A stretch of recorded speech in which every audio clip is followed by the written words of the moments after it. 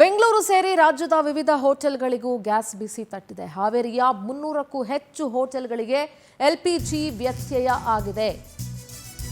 ಕೇವಲ 1 ವಾರಕ್ಕಾಗುವಷ್ಟು ಸ್ಟಾಕ್ ಇದೆ ಅನ್ನೋ ಮಾಹಿತಿ ಸಿಕ್ಕಿದೆ. ಸಿಲಿಂಡರ್ ಬೆಲೆ ಏರಿಕೆ ತಿಂಗಳಿಗೆ 25,000 ರೂಪಾಯಿ ಹೆಚ್ಚುವರಿ ಹೊರೆ ಬೀಳುತ್ತೆ. ಹಾವೇರಿ ಜಿಲ್ಲೆಯಲ್ಲಿ ಹೋಟೆಲ್ ಮಾಲೀಕರು ಆಕ್ರೋಶವನ್ನ ವ್ಯಕ್ತಪಡಿಸ್ತಾ ಇದ್ದಾರೆ.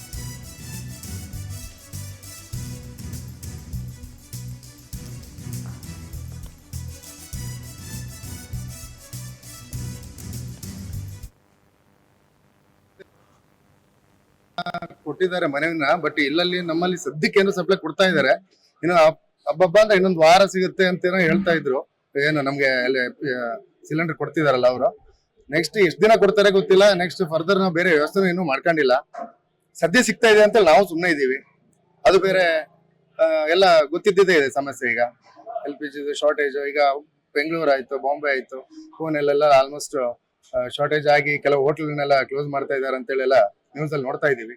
ಬೆಲೆ ಏರಿಕೆ ಮಾಡಿದ್ದಾರೆ ಸರ್. ಒಂದು ಪರ್ ಸಿಲಿಂಡರ್ ಮೇಲೆ ಒಂದು 500 ಅಂತೂ ಜಾಸ್ತಿ ಆಗಿದೆ ಸರ್. ಈಗ ಮುಂಚೆ 1900 ಹಿಂಗ್ ಸಿಗ್ತಾ ಇತ್ತು, ಈಗ 2400 ಹಿಂಗ್ ಮಾಡಿದ್ದಾರೆ. ಆಗಿದೆ ಆಲ್ಮೋಸ್ಟ್. ಈಗ ರೇಟ್ ಜಾಸ್ತಿ ಆಗಿದ್ದಕ್ಕೆ ನಮ್ಗೆ ಸಮಸ್ಯೆ ಆದಂಗ ಆಗಿದೆ.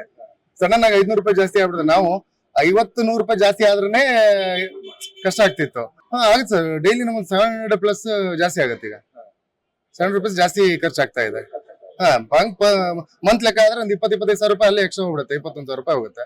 ಅಲ್ಲ ಇದು ಎಕ್ಸಾಕ್ಟ್ ಅಲ್ಲ, ಬಟ್ ಆ ಕಡೆ ಈ ಕಡೆ ಇನ್ನು ಮಾಡ್ಕೊಂಡಿಲ್ಲ ಸರ್. ಪರಿಹಾರ ವ್ಯವಸ್ಥೆ ಇನ್ನು ಮಾಡ್ಕೊಂಡಿಲ್ಲ.